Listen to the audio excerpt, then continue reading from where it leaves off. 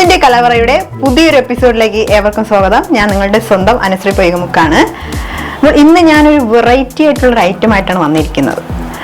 മുതിർന്നവർക്കും കുട്ടികൾക്കും ഒക്കെ ഇഷ്ടമുള്ള ഒരു സാധനം എന്തെന്ന് പറഞ്ഞാൽ മുട്ട പൊരിക്കുന്നത്. ഇപ്പൊ നിങ്ങൾ വിചാരിക്കുന്നുണ്ടാവും, ഓ മുട്ട പൊരിക്കുന്നതാണ്, ഞങ്ങളെന്നും പൊരിച്ചു കഴിക്കാറുണ്ട്, ഇതാണോ വലിയ സംഭവം എന്നൊക്കെ തോന്നും.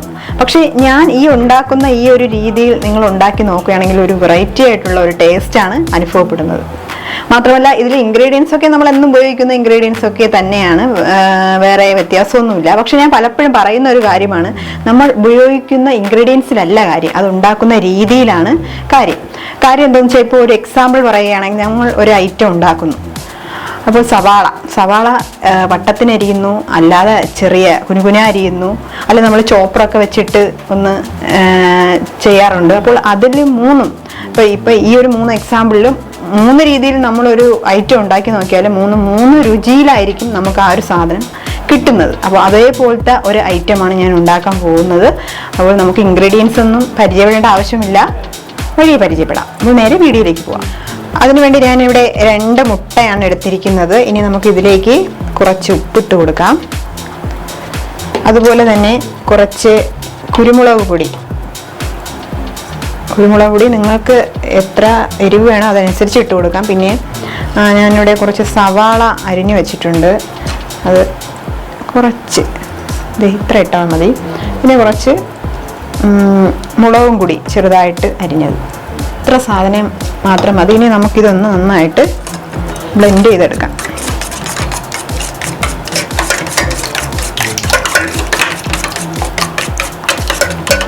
ഇനി നമുക്കിത് കുക്ക് ചെയ്യുന്നതിന് വേണ്ടി പാൻ ചൂടാക്കാം. അപ്പോൾ നമുക്ക് ആദ്യം തന്നെ ഫ്ലെയിം ഒന്ന് ഓൺ ചെയ്യാം.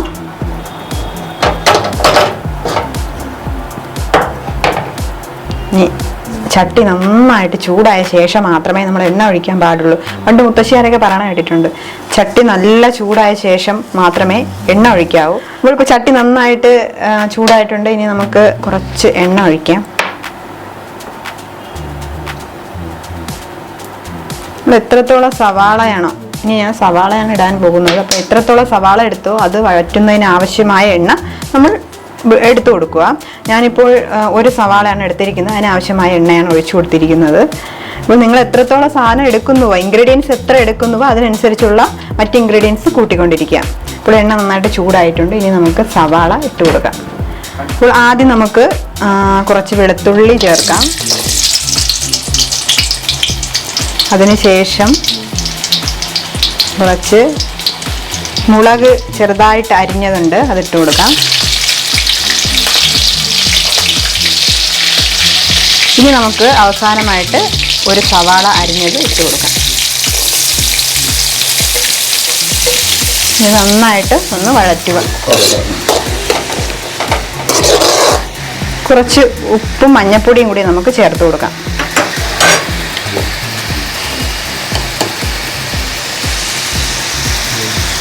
കുറച്ച് ഉപ്പ്,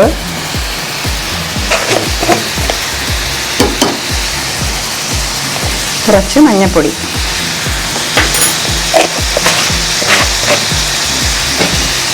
ഇനി നന്നായിട്ടൊന്ന് വഴറ്റുക. ഇനി ഇത് നന്നായിട്ടൊന്ന് വഴണ്ട് വരുന്നത് വരെ വെയിറ്റ് ചെയ്യുക. അതിനുശേഷം നമുക്ക് പൊടികളൊക്കെ ചേർത്ത് കൊടുക്കാം. ഇപ്പോൾ സവാള നല്ലതുപോലെ വഴണ്ട് വന്നിട്ടുണ്ട്. ഞാൻ ഈ ഒരു പരുവമാണ് ഞാൻ ഉദ്ദേശിച്ചത്. അപ്പോൾ ഇനി നമുക്ക് പൊടികളൊക്കെ ഒന്ന് ചേർത്ത് കൊടുക്കാം. അപ്പോൾ ആദ്യം നമുക്ക് മുളക് പൊടി ചേർക്കാം. കുറച്ച് മുളക് പൊടി കുറച്ച് ചേർത്താൽ മതി, കൂടുതൽ ചേർത്താൽ കൊള്ളത്തില്ല.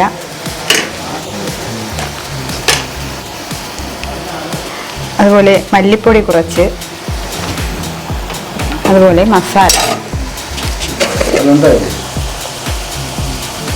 മസാലപ്പൊടി കുറച്ച്.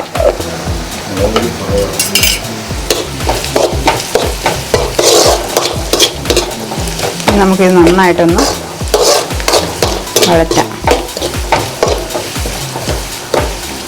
ഇനി പൊടികളുടെ ഒരു പച്ചമണം മാറുന്നത് വരെ നന്നായിട്ടൊന്ന് വഴറ്റി കൊടുക്കുക.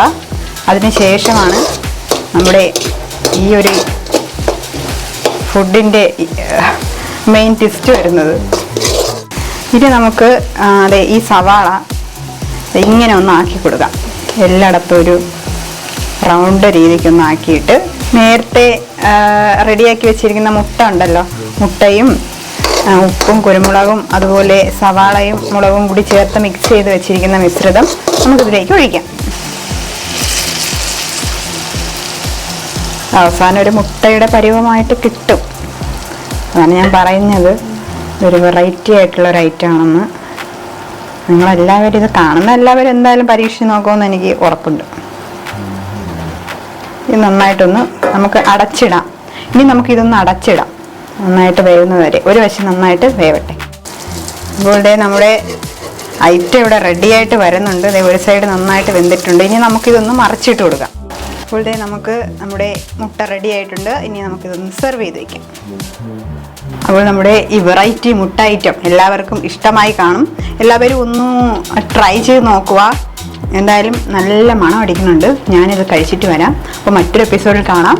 Bye bye.